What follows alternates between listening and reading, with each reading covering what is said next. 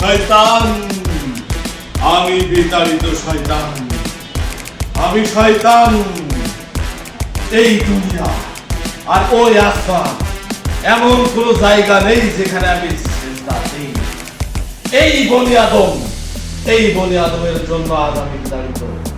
আমি এবং আমার জানালা এই বনি আদমের পিছনে সর্বদা লেগে থাকবে, যেন এরা কখনোই ভালো কাজ না করতে পারে।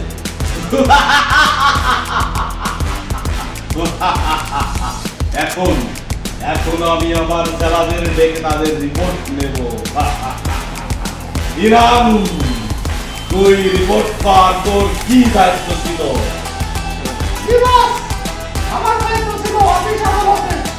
বল, তুই কি দায়িত্ব পালন করেছিস? বস, আমি মানুষের যে 9টার সময় অফিস, আমি 10টার সময় অফিসে দিয়ে যাই। তারপরে অফিসে আসার পর আমি তাদেরকে ফেসবুক থেকে সময় নষ্ট করাই দিই। সামনে কোনো গ্রাহক আসলে আমি তাদেরকে বলি এখন সময় নেই, আমি মোবাইলে ব্যস্ত আছি। তারপরে বস, আমি ঘুষ ছাড়া কোনো ফাইল হ্যান্ড ওভার করি না। ঠিক কাজ করেছিস, তুই তোর কাজ চালিয়ে থাক।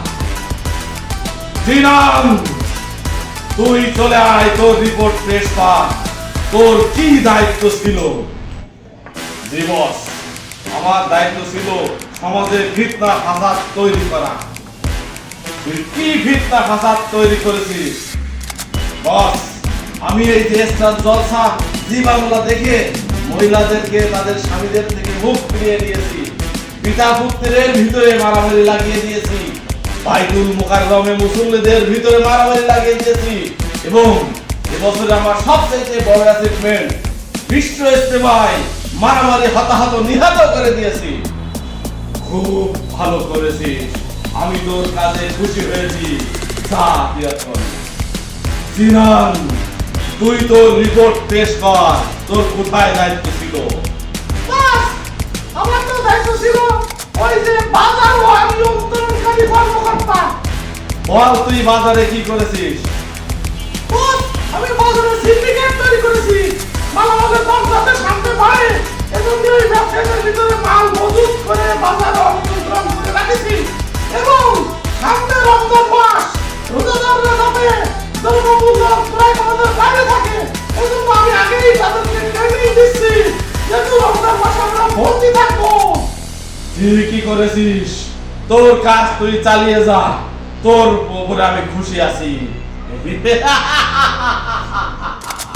তোরা যদি আমার সাথে থাকিস, এই বনি আদমকে আমি কোনোদিনও ভালো কাজ করতে দেব না। আমরা বনি আদমের পিছনে লেগে থাকবো।